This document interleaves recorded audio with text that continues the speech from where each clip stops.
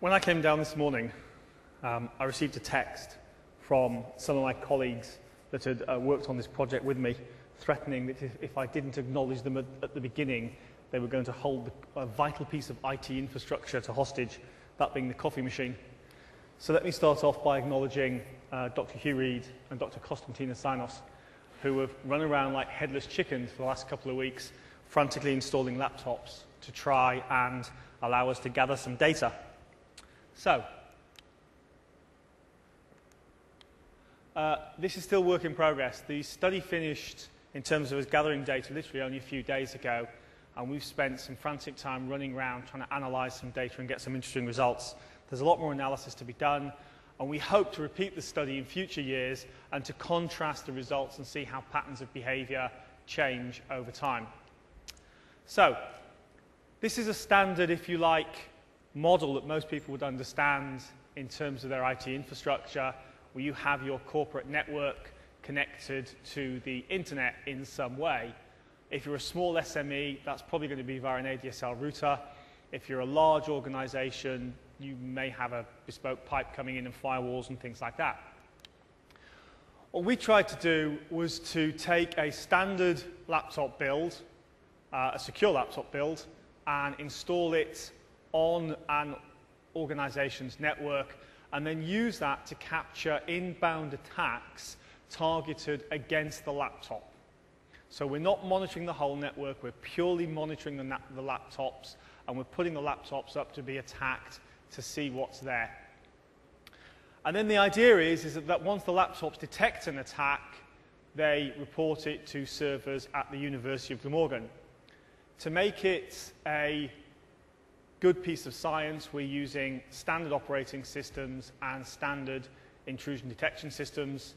For those who are particularly interested, we're using Snort with a standard rule set and standard logging mechanisms. The idea is to make the research reproducible so that in future years we can take this experiment and repeat it again and again and again and contrast our results.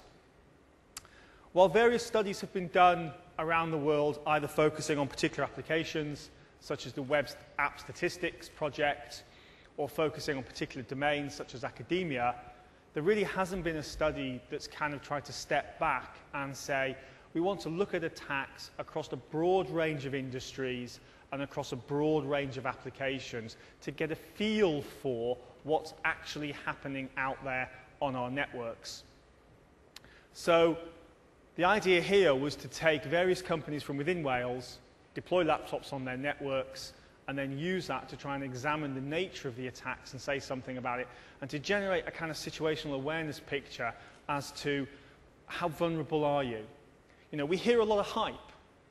You know, you hear stories like ghost nets and systems being broken into, or you hear stories like Titan Rain and fingers get pointed at various parties.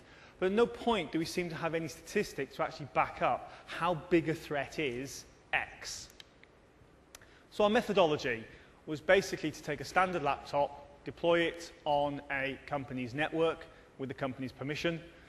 Like I say, last week, Hugh and Costa were running around like headless chickens trying to install laptops and things like that on company sites so we could get some data. Standard logging mechanisms in a secure manner. If you want the techie details, they logged via rsyslog using SSL, which is a secure encryption layer, so that the data was securely sent from where it was detected back to the university. We managed to get 15 sensors up and running before the study and during the study, and the sectors we were interested in were creative industries, manufacturing, government, academia, aerospace, and pharmaceutical. So, this is our model, okay? We've got these laptops out there. They ran from Monday to Friday, 24 hours a day. So we monitored the situation for a whole working week to try and give us a picture of how things varied over time. The interesting bits, what did we find? In total, there were just over 25,000 attacks. That works out at about 1,700 attacks per node. Interesting that the attacks, we seem to get more attacks as we headed towards the weekend. I don't know whether that tells you that hackers are part-time and they're obviously busy working in somewhere like McDonald's or KFC, Monday, Tuesday, and Wednesday.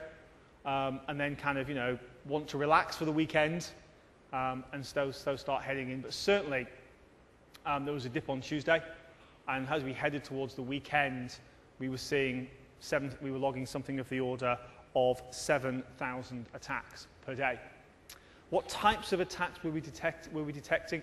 Well, we were using a standard intrusion set. There was nothing special. There were no secret signatures in there or anything like that.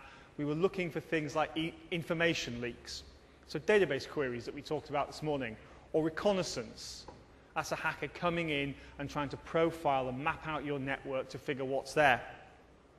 We're also looking for Trojan horses and viruses. So we had a set of the definitions that were looking for the standard viruses like Conflicker and things like that. Why? Well, it's an interesting ism. If you look at the Conflicker virus, the Conflicker virus is actually a bit of an embarrassment by industry. And the reason why it's a bit of an embarrassment is because the virus came out 2 to 3 months after Microsoft had published a security patch for it. So if you were doing active patch management on your systems, you weren't affected by Conflicker. And it tells us something about the number of companies that actually aren't doing active patch management, about the size of the Conflicker virus. And that's now, Conflicker has now morphed into a botnet. More about botnets later. So we have viruses and Trojan definitions in there that we're looking for. We actually have active attack exploit code, which we saw targeted against organizations. So this was actually shell code that somebody was trying to hit at a website or at a server to break into a system. Brute forcing attacks. We heard about it this morning, social engineering. It is still true, and I suspect it will always be true, that the human is the weakest link. And that's because we use IT. Right? We want to use IT all the time. We want to live in a ubiquitous computing environment where I can go to my computer and I can log on, and I'm the only one that can log on to my computer.